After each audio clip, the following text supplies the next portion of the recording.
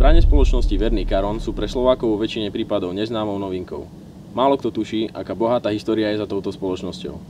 História siaha do čias, kedy sa mohlo ľuďom opakovačke len snívať, a to do roku 1650, kedy sa muž menom Verny preslavil na zbrojárskej súťaži. Spoločnosť, ako ju poznáme dnes, nesie svoj názov od roku 1830.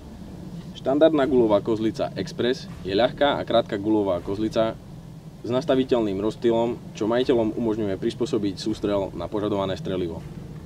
V základe je nastrelovaná na strelivo značky Norma. Samozrejmosťou sú svetlovodné mieridlá, ako aj možnosť montáže optiky.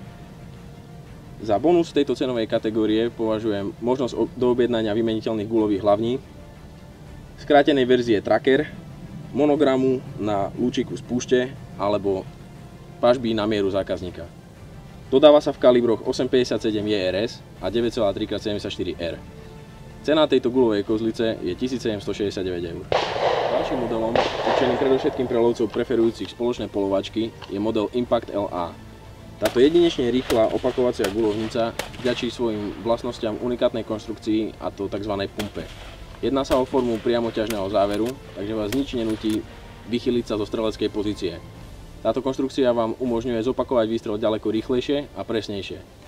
Okrem nemeckých hlavní Lothar Walther disponuje táto zbraň unikátnymi meridlami Batu, ktoré vám doslova otvoria oči. Dodáva sa v 4 drevených a 3 plastových prevedeniach a cenách od 1314 eur. Ako si môžete všimnúť, model LA bol odvodený od modelu Impact NT. Jedná sa o samonabíjaciu guľovnicu, ktorá rovnako ako u modelu NA uzamyká svoj záver priamo do hlavne. Táto solidne spracovaná samonabíjacia guľovnica svojho budúceho majiteľa určite zaujme svojou priaznivou cenou, a to 1238 eur.